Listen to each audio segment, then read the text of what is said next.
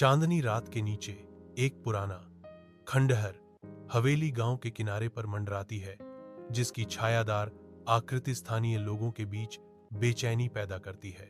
एक धुंधली रोशनी ऊपरी खिड़की से टिमटिमाती है, जिससे ग्रामीणों की डरावनी फुसफुसाहटें तेज होती हैं। रवि आता है। शहर का उसका आत्मविश्वास गांव के अंधविश्वासों से विचलित नहीं होता। रवि हवेली में प्रवेश करता है। उसकी मशाल भारी अंधेरे को चीरती है। प्राचीन सीढ़ियां रवि के हर कदम के नीचे कराहती हैं, हर चरमराहट सन्नाटे को बढ़ाती है। हर कोने में जाले चिपके हुए हैं और धूल फर्नीचर को ढकती है।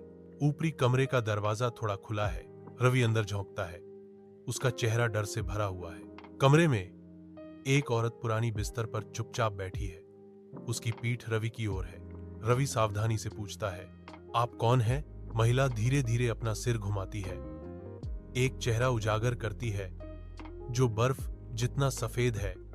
खाली काले छेद हैं जहां उसकी आंखें होनी चाहिए।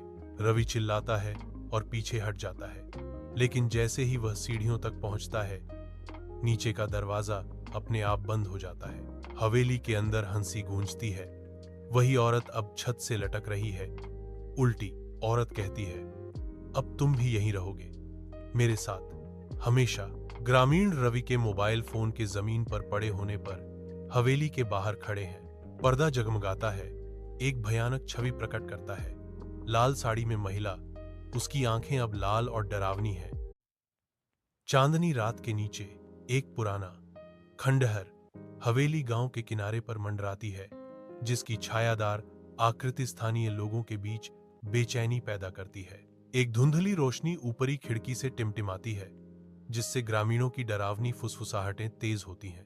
रवि आता है। शहर का उसका आत्मविश्वास गांव के अंधविश्वासों से विचलित नहीं होता। रवि हवेली में प्रवेश करता है।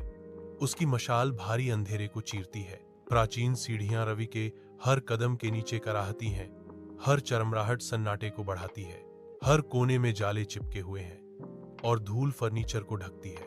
ऊपरी कमरे का दरवाजा थोड़ा खुला है। रवि अंदर झोंकता है। उसका चेहरा डर से भरा हुआ है।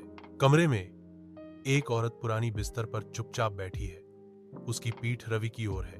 रवि सावधानी से पूछता है, आप कौन हैं? महिला धीरे धीरे अपना सिर घुमाती है।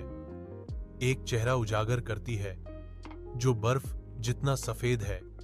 खाली काले छेद हैं जहां उसकी आंखें होनी चाहिए। रवि चिल्लाता है और पीछे हट जाता है, लेकिन जैसे ही वह सीढ़ियों तक पहुंचता है, नीचे का दरवाजा अपने आप बंद हो जाता है। हवेली के अंदर हंसी गूंजती है।